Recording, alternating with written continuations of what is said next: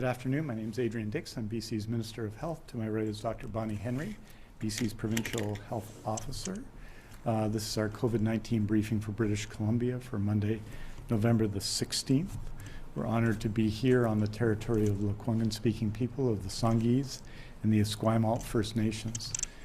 Tomorrow, Tuesday, and Wednesday, we'll be providing written briefings at 3 o'clock with case count information and other relevant information related to COVID-19 in British Columbia. On Thursday, here in Victoria, we'll be providing another briefing on COVID-19, in-person briefing on COVID-19 in British Columbia. And with that, it's my honor to introduce Dr. Bonnie Henry.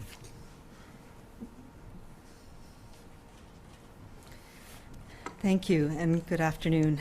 For today's briefing, we're reporting on 3 periods. From Friday to Saturday, we had 654 new cases diagnosed with COVID-19.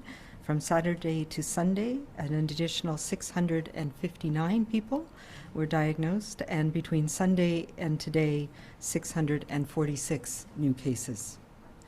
That adds up to 1,959 people who've been diagnosed with COVID-19 over this weekend, including 3 epidemiologically linked cases, bringing our total in British Columbia to 22,944 people with COVID-19. By health authority, the new cases over the last 3 days are 455 people in Vancouver Coastal Health, 1,361 people in the Fraser Health region, 41 people on Vancouver Island, 87 people in Interior Health region, 14 people in the Northern Health region, and a case in a person who resides outside of Canada. We're now up to 6,279 active cases around the province in all health authorities, of whom 181 people are in hospital, 57 of whom are in critical care or ICU. Sadly, we've had 9 new deaths from COVID-19 over the weekend, bringing our total to 299. The majority of these people were older, people living in long-term care or people with underlying illnesses in hospital. But we're always struck by the challenges and the tragedy of having to deal with deaths at this time when it is so challenging for all of us. And our condolences and our thoughts are with the family members and the caregivers and the communities of these people. We continue to have a large number of people under active public health monitoring, 10,928 people, and 16,087 people who have now recovered from COVID-19. Over this past 3 days as well, we've had 11 new healthcare outbreaks in facilities primarily in Vancouver Coastal, but also in the Interior and in Fraser Health and Vancouver Coastal and in Interior Health. They are at the Al Hogg Pavilion, the Jackman Manor, the George Derby Centre, the Kiwanis Care Centre, Columbus Residence, Holy Family Hospital, again, the Arbutus Care Centre, the Pix Assisted Living Centre, the Village by the Station, Hamlets at West Side, and Burnaby Hospital. 4 outbreaks were declared over in the past weekend, including Harrow Park Centre, which is a relief to all of us, knowing the challenges that have gone on at Harrow Park more than once in this pandemic, Pine Grove Place, the Village at Mill Hill, and Rosemary Heights Seniors Village. We now have 52 active outbreaks in our healthcare system, 45 in long-term care and assisted living, and 7 in acute care. Additionally, there have been a number of exposure events in our community and 2 new declared community outbreaks, one at the Platinum Athletic Club and the other our second school outbreak at the Cambridge Elementary School in the Fraser Health region. As the number of cases and outbreaks is showing, we are in the most challenging of times. We have come through a wave, we're now in the midst of our second, and it has become even more challenging, and the virus is not stopping. We are trying to put in place the measures that we know will work, learning what we have learned. Through the COVID-19 pandemic, we also know that the individual efforts of people across BC have helped and are the reason we are keeping our hospitals, our schools, and workplaces open and protecting the ones we love. It is these small yet essential efforts that all of us do that have a big collective impact. Things like staying home when we're ill, not having social gatherings. This has become even more critical in the past few weeks, and as you know, we put on orders around specific areas in the Vancouver Coastal and Fraser Health regions, but we are also reminding people around the province this virus is in our communities and can spread very easily. We need to say no to social gatherings right now. We also need to minimize our travel, maintain our safe distances as best we can at all times, and use masks. I have been asked many times about why we do not have a provincial order mandating mask use here in BC. And the answer is, as I have said many times, in many locations we already do. And we know that it's an important part of the individual efforts that we do every day, like cleaning our hands, like coughing into our sleeve, like maintaining our physical distances. Wearing masks is now more than ever an important measure that we individually need to take. Let's remember that today we have seen that much of the transmission is occurring in private homes, at social gatherings, and in settings like workplaces where people are gathering together, not where we're having slight, very short interactions in a public setting. We also know that transmission is happening in some group indoor settings, like group fitness activities, and we've seen some large transmission events related to these. We've seen transmission happening as well when people are gathering before and after going to safe events, which may be watching a game, picking up children from school, going to a restaurant. As a result, we put in orders to control those the interactions we have at these high-risk locations. These are all locations where there are no other layers of protection, and place and people are not wearing masks. In our own homes, we don't have plexiglass barriers. We don't keep our physical distancing, and those are the settings that are most challenging right now. This is not to say masks are not important. We have learned about the importance of masks over this past 10 months, and we know that they are yet another important measure that we must all embrace. Masks are important in businesses, in public spaces, on transit, in stores, on ferries, when we are around people we don't know and are unable to always maintain our safe distance. This also includes indoor public places like shopping malls, like community centers, like stores and retail places where we have seen transmission occur. Let's remember that businesses are required to ensure the health and safety of their employees, and we have an order that requires every business to have a COVID-19 safety plan in place to operate safely. This is no different than a requirement to follow fire codes or meet sanitation requirements.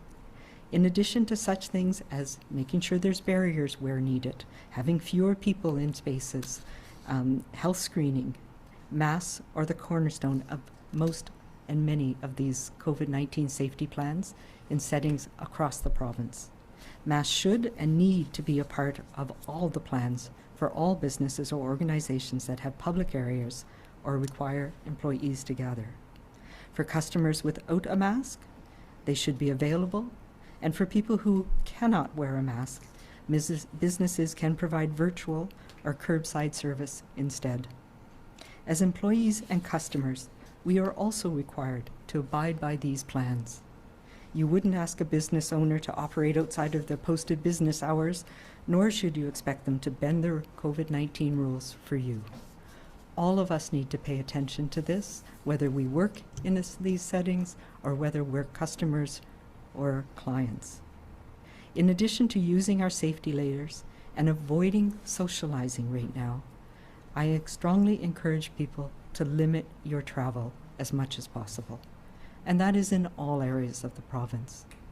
We have asked that only essential travel be considered to and from the areas where we're seeing most transmission in the communities. But I call upon people across the province. We need to go back to how we were thinking earlier on in this pandemic, when the virus was in our community. We know a lot more now, and we know that the virus comes with us. And when we travel, we bring that risk with us, and we take home the risk from where we've been. So now is not the time to travel for recreational or non-essential purposes, whether it's from the lower mainland to the island, whether it's between the interior and the north, or whether it's to and from other provinces in Canada. We need to stay local, stay in our communities now, and take those measures which will help us bend our curve back down. This is a challenging time. Getting through this surge in new cases and through this pandemic requires all of us to go back to thinking about the important things we knew that we need to keep doing to support each other to do those too.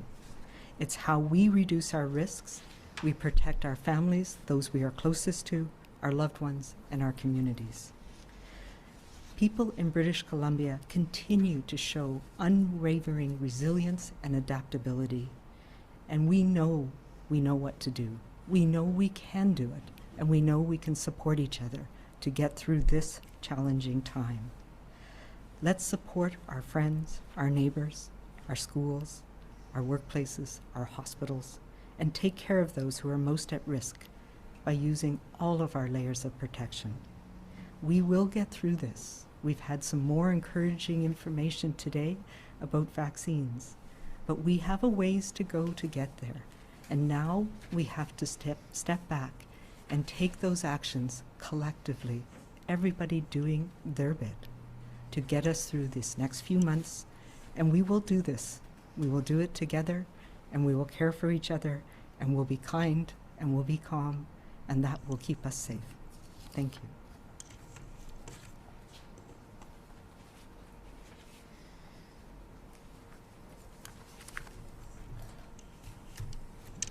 Thank you very much, Dr. Henry. As Dr. Henry has said, 9 people passed away over the last 3 days in British Columbia from COVID-19. 2 from Friday to Saturday, 4 from Saturday to Sunday, 3 from Sunday to today. And I wanted to pass on my condolences to the families, of course, to the caregivers, because the majority of these cases come from long-term care, and all of these cases involve our elders, and that has a profound impact on families and on caregivers and on communities. This is an extraordinary time to deal with COVID-19 everywhere in BC. In fact, 6 of these people passed away in Fraser Health, but 2 in Vancouver Coastal Health and 1 in Northern Health. So it's affecting communities, and does affect and will affect communities across BC.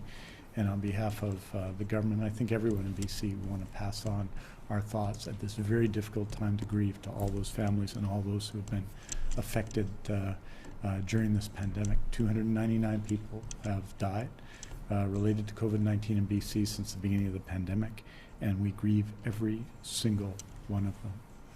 I wanted to note a couple of things, and just to say with respect to public health, the extraordinary work that's going on. We've talked about significantly the amount of contact tracing, the work in public health being done. 10,928 people who are under public health surveillance, who are self-isolating, 6,282 active cases, 32,600 and a little bit more tests done over the last 3 days in British Columbia, which is a significant number and a massive effort by public health everywhere. Every Monday I bring people up to date on PPE that's arrived in BC. As you know, since March to Monday, November 9th, when we last reported, just over 7,400,000 N95, I should say, or equivalent respirators, just over 126 million surgical or procedure masks, almost 2.9 million pieces of eye protection, almost 222,500,000 pairs of gloves, and just over 13,300,000 gowns. Over the last week, since the update on Monday, November 9th, the following PPE has arrived in BC: 49,166 N95 or equivalent respirators, 352,250 surgical or procedure masks, 1,325 pieces of eye protection, 1,164,800 pairs of gloves, and 703,974 gowns. These numbers do not include supplies that arrived in YVR late last week on a massive Antonov cargo plane, which contains 650 cubic meters or 430 pallets of PPE for the healthcare system. The Provincial Health Services Authority supply chain is working to move that significant volume of PPE to the main warehouse for sorting, counting, and validation. And I expect to report on these volumes next week, but I want to express my appreciation to everyone in the Ministry of Health, the PHSA, and the health authorities who are working to provide the equipment necessary for our extraordinary healthcare teams to do what they do every week. This is an all-in 100% effort in our healthcare system. Last week, 7,000 surgeries performed, more than normal. Hundreds of thousands of people being immunized, more than normal.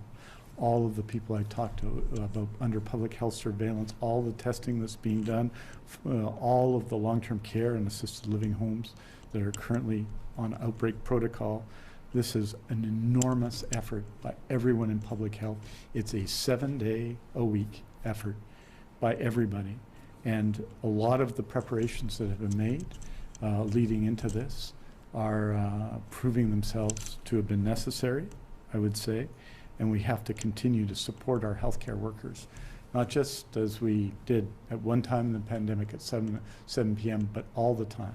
And how we do that, I think, is very simple. We all have to be involved in stopping the spread in those regions and in every region of BC.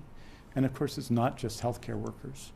It's teachers and administrators and people who work in our public school systems who I think have done an admirable and remarkable job in doing all of the work they normally do and in dealing with COVID-19 protocols in schools. All of the people who provide us services in our community that are necessary, the people that I meet at Save On Foods and everyone else, all of those people require all of us to be all in.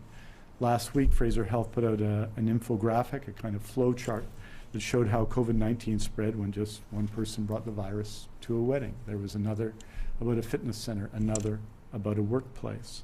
And what it tells us, I think, is how all of these events are linked, that we have to have a massive response in our healthcare system, but we all have to do what we can do.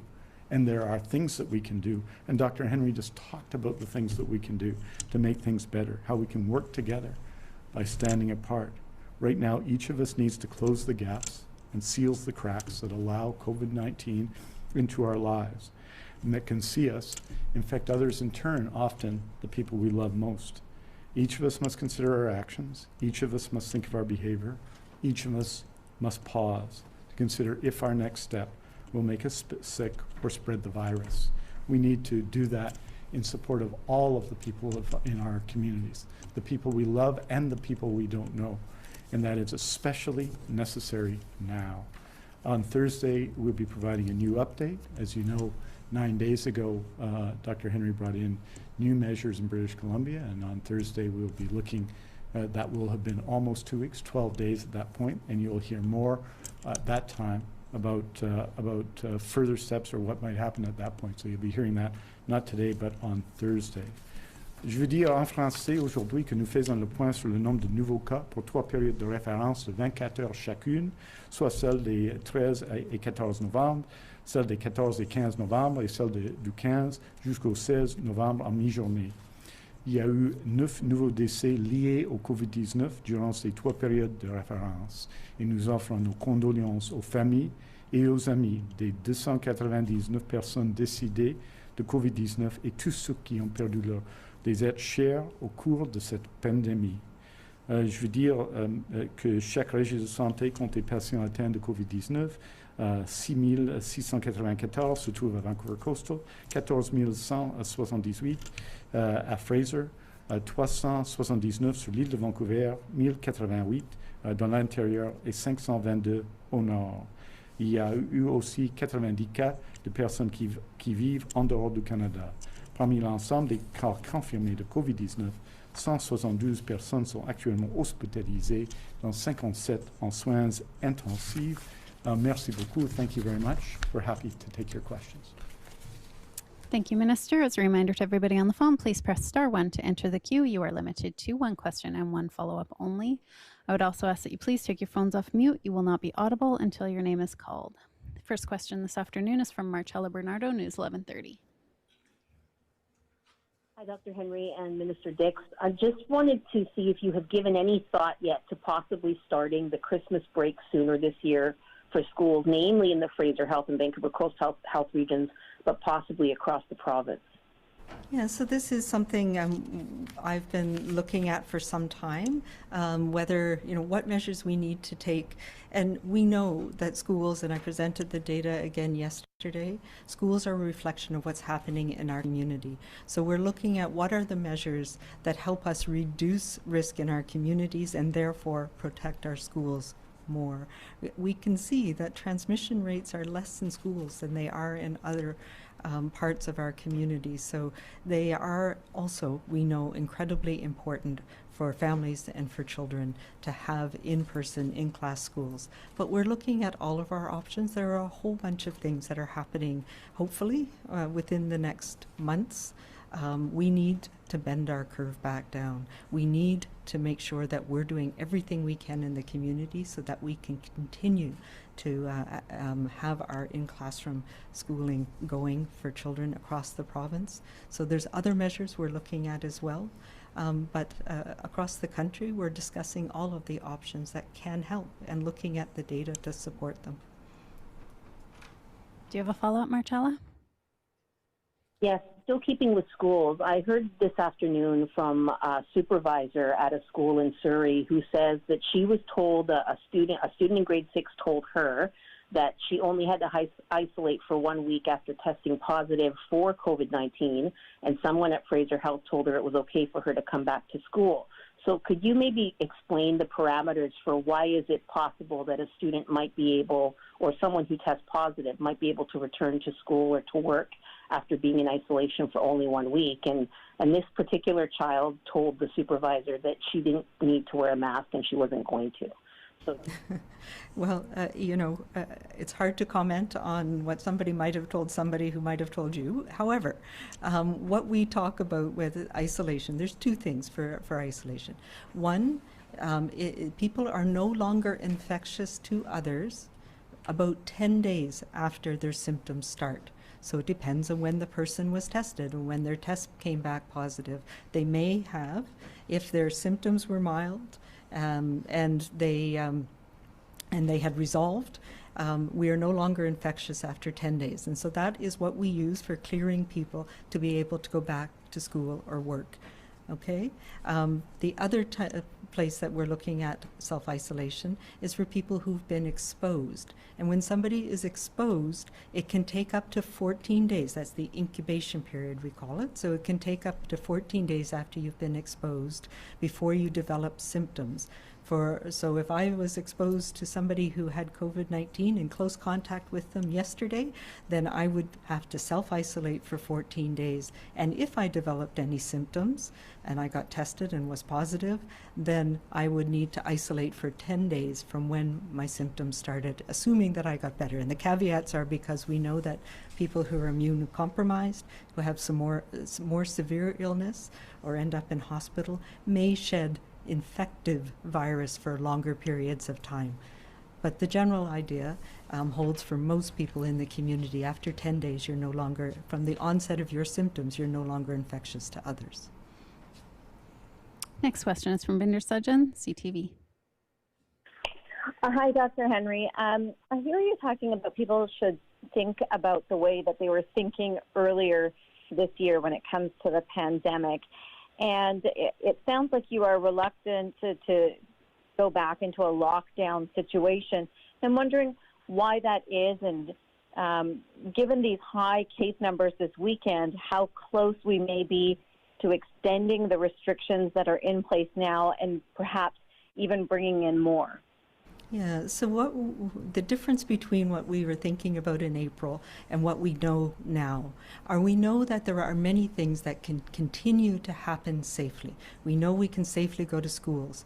We haven't had outbreaks related to restaurants when the rules are followed. Small groups, keeping our distance, wearing masks, the closing hours, we adjusted the hours because we found later in the evening when people were more drinking, less eating, they tended to flout the rules. So we took measures to put things in place that made those environments safe. Things like hair salons and nail salons and barber shops, when the rules are followed and when people are following the COVID safety plans, wearing masks, having limited numbers of people, having gaps between people, we're not seeing transmission of this virus. So we're in a much different place than we were in April. But in some ways, we need to be thinking the same vibe as we were in April. And that means thinking about our social gatherings. It's when we're coming together, particularly now, we've learned that this virus spreads quite easily in the colder weather. It spreads indoors. So when we're coming together with people indoors and not keeping our distance, not wearing masks, in those social connections, those social settings, whether it's in our home or whether it's in the lunchroom at work or carpooling to work or talking with the other parents at the indoor volleyball game that our kids are playing, those are settings now that we're seeing transmission. So in terms of our social connections, we need to start shrinking back to our pandemic bubble, keeping our family close, having our close contact with our family, but not having those unsafe connections with larger numbers of people, whether it's in our home, whether it's at an athletic club, whether it's in an environment in the community. So that's what I meant by needing to go back, needing to refocus our social interactions so we can keep those really important things in our community, like our surgery restart, like our schools, continuing to function. Do you have a follow-up, Binder? Yes, and this is for my colleague. It's thought that the music teacher at Cambridge School in Surrey could be the source of transmission for some of the students. And just wondering, should specialty teachers be able to teach hundreds of kids across multiple cohorts? Yeah, I know it's a really trying situation, and we're sending all of our positive thoughts and wishes to the teacher in question. I don't know the details of who was exposed to whom. I know that the initial exposures were from a community exposure, and then there was transmission in the school environment. It's a very good point, and we are looking at all of the initiatives around some of the specialties teachers, particularly music and physical education, where we know there's multiple classes, and making sure that the appropriate safety precautions are put in place for those to happen safely. And this, of course, will make us rethink, relook, make sure that things are being done in the best way to protect people. Richard Zussman, Global News.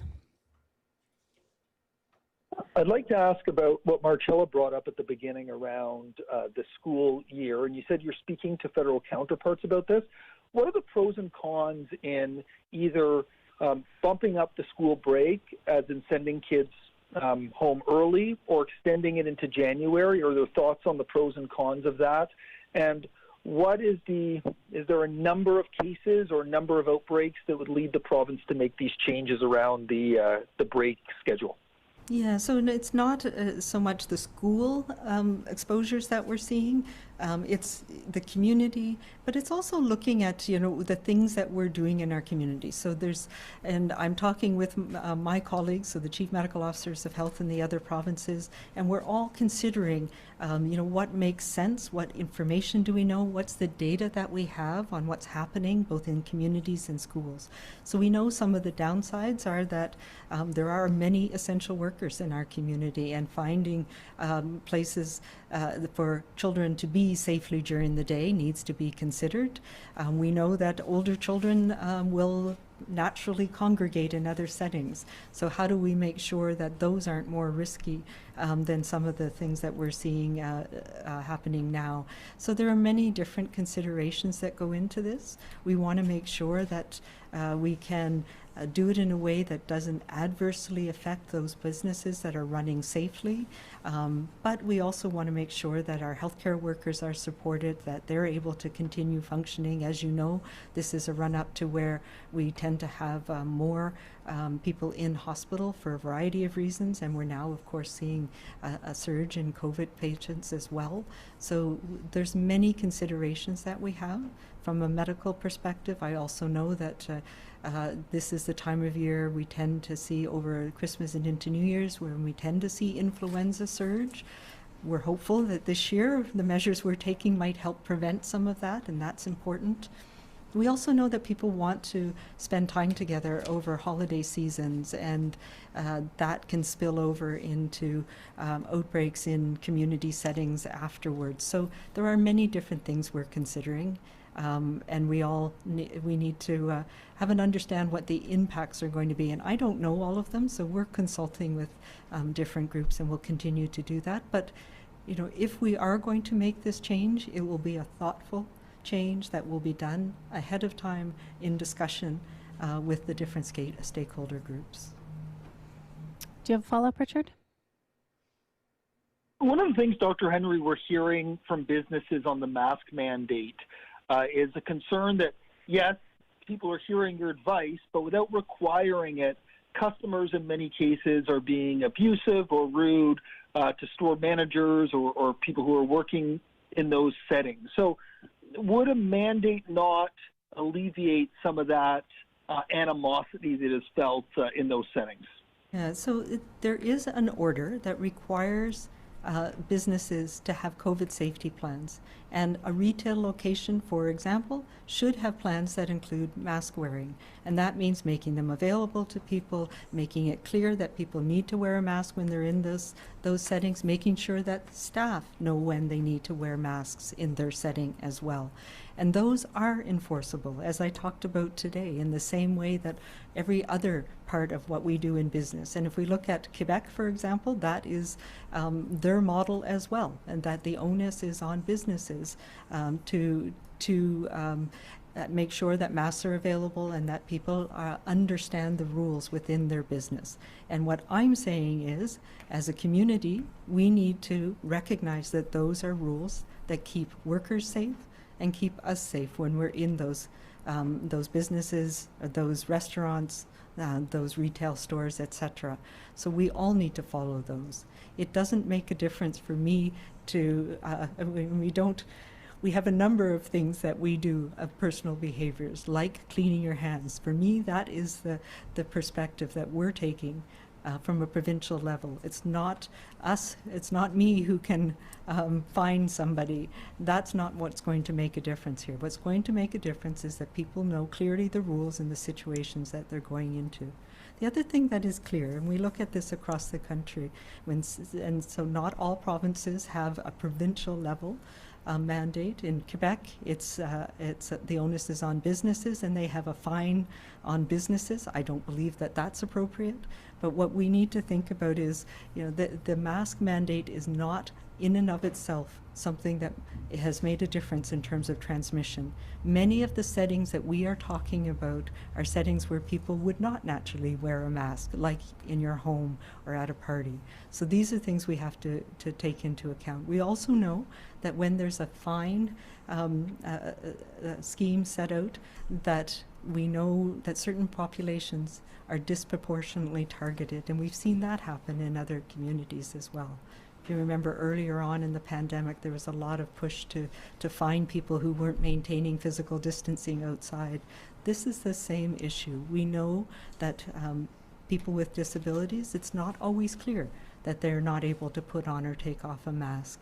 We know that racialized communities and people who are homeless, people who are underhoused, are more likely to be targeted with fines when we have those types of settings.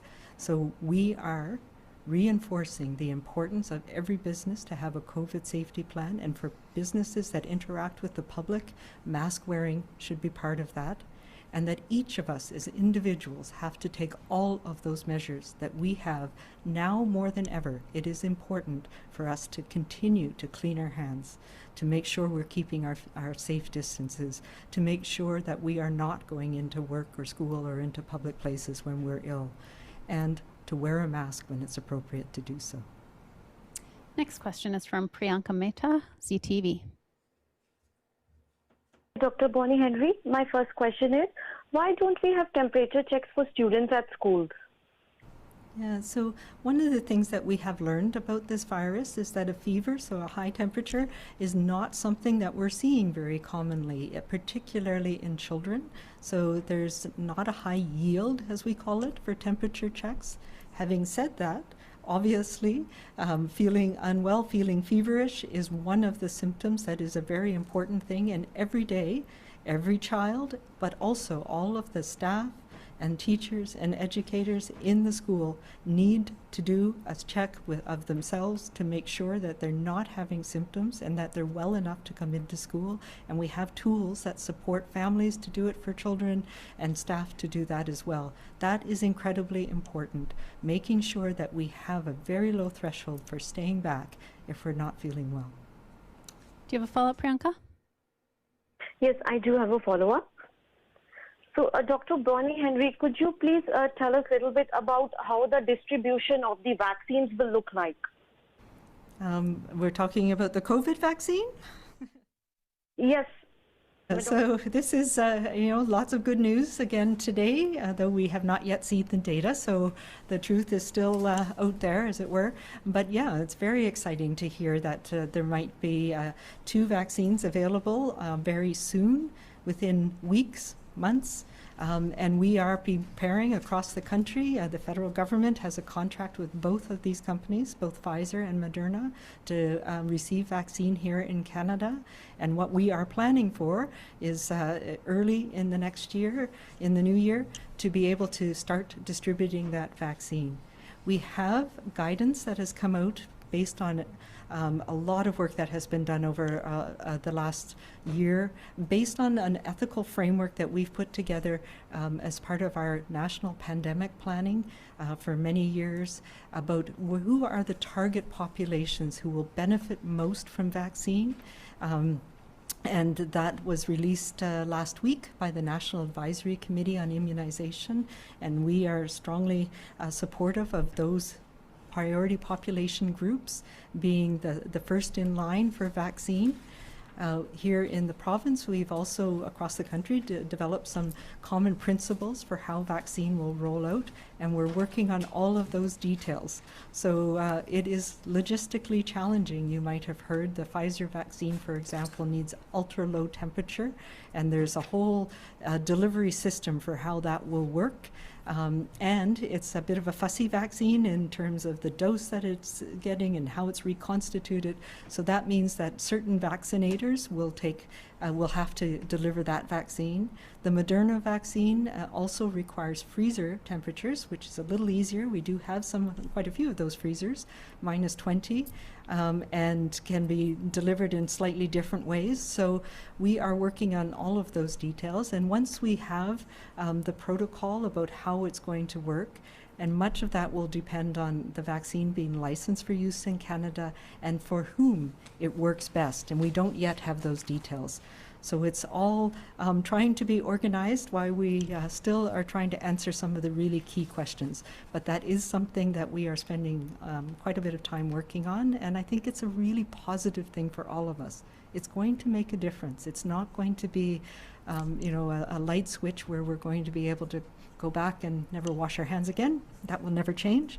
But it will give us an opportunity to start by protecting those who are most at risk, protecting people in our healthcare system, and then I am confident, by this time next year, we'll have vaccine available for anybody in British Columbia.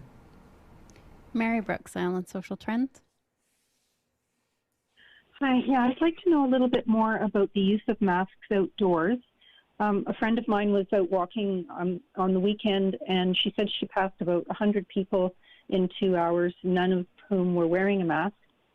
but it was on a trail, so people were kind of close at some point. So what's the protocol in that sort of situation? The things that we have learned about this virus are that it doesn't transmit very easily outdoors, and it takes a period of time. So if I'm walking by somebody, even on a trail, if I'm running past somebody, if I'm walking down a crowded street and we're just passing by each other, those are not risky situations in terms of the virus being transmitted to each other. So no, there's not a reason necessarily to wear a mask outdoors. This time of year, as it's getting cold, it actually can be quite helpful. But we should be focusing on those situations where we know this virus is more likely to transmit, and that's indoor settings, particularly if we're spending more than 15 minutes face-to-face with somebody. And I think of hairdressing salons and barber shops and nail salons and other places where we're spending time with people. We know that masks can be very effective as part of the different things that we have in place to prevent transmission in those settings. But the outdoor settings are safer. Going for a walk with somebody is safe. Keep your distance as much as possible, but and then you don't need to wear masks. But walking past somebody is not a high-risk situation. Mary, do you have a follow-up? Yes, a little more detail on Christmas bubbles and who we have over to our homes. Is it strictly just who already lives in your home, or if your Safe 6 involves other family members who might live in a different household, can they come and visit at Christmas? I don't know the answer to that yet. What we're telling people right now, and this is because of what we're seeing right now, is if you're in the Fraser Health, Lower Mainland, Vancouver Coastal Health region, you need to stick to your household bubble only. This is thinking back to where we were in April. Those people who are our close contacts, our close household. And, we've put out some definition of household because it's different for different people. It's who our family is, and that may be people that we're related to, it may be people that we are close to. So if people living alone, they may have one or two other people that are in their pandemic bubble. And thinking back to what we were thinking about in April, for some families that may, who have children who live with both parents, that may be two families. Right now, that is the focus. In the rest of the province, we're starting to see increased transmission in our community. And we're saying you need, and there's an order about this, you need to stick to your Safe 6. So your household plus those one set of 6 people maximum that your family is connecting with. But right now, we need to think about reducing all of our social gatherings. If it's not necessary to visit, don't do it right now. Give it a break, let us get the numbers down. And it's most important in those areas where we're seeing a lot of community transmission, but this is spreading around our province, and we now know that the season makes it easier for this virus to spread. So all of us need to think about no gatherings, supporting our families and our friends in remote ways, in ways that are safe. We have time for one more question. For everyone listening today, Dr. Henry and Minister Dix will release a statement this afternoon with the latest information on cases, hospitalizations, and outbreaks, which you can access at news.gov.bc.ca. For updated information about regional orders, visit gov.bc.ca/regional restrictions. And for information about the province's pandemic supports, visit gov.bc.ca/COVID-19. Last question is from Briar Stewart, CBC. Yes. Hi, Dr. Henry. I know that you addressed this last week in a separate teleconference, but I'm hoping you can clarify what public health officials are seeing when it comes to COVID-19 transmission in South Asian communities. And if rates are higher, are there any factors driving that? Yeah, so we have seen quite a lot of transmission in the South Asian community, particularly in the Fraser Valley and the Fraser Health region. But we know that that's where a lot of people of South Asian descent live, and we have a large and very vibrant, active community there. So yes, we have seen transmission in that community related to events, but we also recognize that many of the people in the South Asian community are essential workers. There are people who run our food processing plants, our trucking, healthcare workers. Many people in the South Asian community work in our healthcare settings. So it's not that we should be targeting a community. We know that there has been transmission in every community, and this virus does not tell the difference between where I come from, where I live, what my family's background is. So it has been a challenge for many, and we know that. And we know that there are many heroes in our South Asian community who have been working day and night, whether it's in healthcare, whether it's keeping food on our tables. So it is one of the areas that we've been working with leaders in the community to help make sure that they are doing everything they can to keep their families and communities safe, as we have with the Chinese Canadian community, with many other communities around the province. Do you want to address that? I mean, first to repeat what Dr. Henry has said, that we've seen significant transmission, and you saw when the information by local health area was released on Thursday, the monthly information and the regular information by health service delivery areas, that the Fraser Health region is seeing significantly the highest number of cases, well over this 3-day period, over 1,300 cases, and that area is also an area with relatively high South Asian population. Is why, in terms of our delivery of public health messages starting in March and April, we've seen significant translation of guidance documents, of the survey we did, of advertising from the beginning in multiple language, including Punjabi and Hindi, and that will continue. We have a significant, for example, public information campaign now that's targeted, of course, in English, but also in Punjabi and in Hindi and in Farsi and in Chinese language, Chinese text, and so on. So we have to continue to make an effort there. It is a significant issue. I think what we've seen in our work with influencers in the community, really going back a number of months now, when we saw a rise in cases in Fraser Health, I think significant effort is being made in the community to deliver that message. I think we saw some impact on that, a significant impact in the celebration of Diwali this weekend, and I'm very appreciative to everyone who showed how to celebrate a major occasion such as Diwali in a safe way. But I think what's also true is that COVID-19 is everywhere in British Columbia and in all communities, that we have over 200 active cases in the Interior Health Authority. For example, we have more active cases right now in Vancouver Island than we've ever had. This is a time when COVID-19 in other jurisdictions in Canada, in the United States, and across the world is surging in many, many places, and British Columbia is one of those places. And so we have to, as public health, have to reach out and deliver that message, and we need communities to be leaders as well. And I'm very pleased to say that many, many people in the South Asian community have taken up that mantle in the last weeks and months, and we need them to continue to do so. Do you have a follow-up, Briar? Yes, I do. Just quickly, you talk about significant transmission, so I'm just wondering if that means that the transmission rate, I guess, or the number of people being infected is disproportionately higher than you would expect based on the population level. And if you could just answer Minister Dix the question about, what's being done to reach out to the communities in French, that would be great. Thanks. Yeah, and we don't, as we've mentioned, we don't actually have rates by ethnicity of disease, so I can't answer that question with data. What we are seeing is that there are many families affected in the South Asian community, and many people live in large multi-generational families, and so like other similar communities, when one person's infected, it can spread very quickly to many others in that family, and we know that there have been people affected across the community for sure.